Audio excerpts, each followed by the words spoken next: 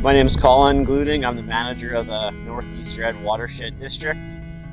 This is my vice chair and the chair of Sub-District 11 South, what we call the Upper Cooks Creek.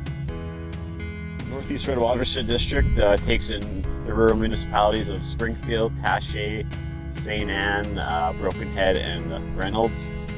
So this project we're going to talk about today is a partnership between all of those municipalities, as well as the Conservation Trust, the Lake Winnipeg Basin, and the Manitoba Association of Watersheds. So this project is just a perfect example of some of the great work that watershed districts can do and the funds that they can access.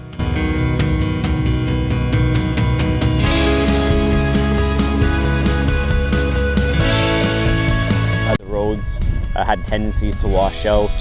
The community of St. Genviève had various meetings to determine what options there were to reduce flooding and the flooding impacts on the community. So this project should bring some relief to the community.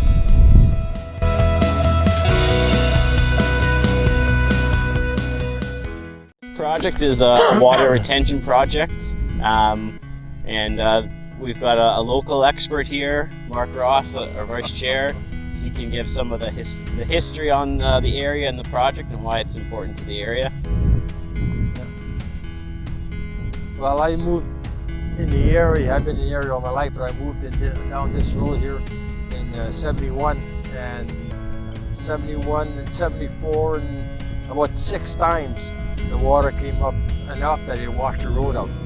And this side behind us that you see was never used because at the time it was being mined for peat moss when we did at the time Cooks Creek version, the waterways.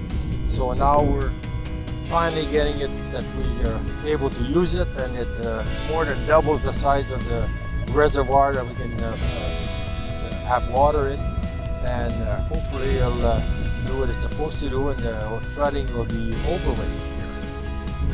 Yeah, and so the project can store up to 110 acre-feet of water. It's self-operating. Water comes in off of the main stem of the Cooks Creek with a 1500 millimeter culvert, and it exits the area with a 600 millimeter culvert. So it's just culvert sizing used with the topography of the land, and we just constructed dikes to contain the water, and we have internal drains and external drains to still provide some drainage to the area.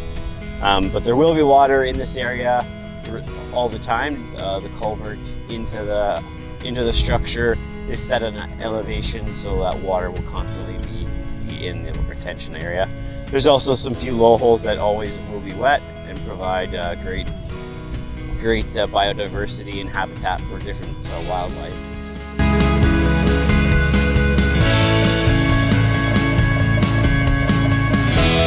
I just again want to bring attention to the partnerships that was created to create this project.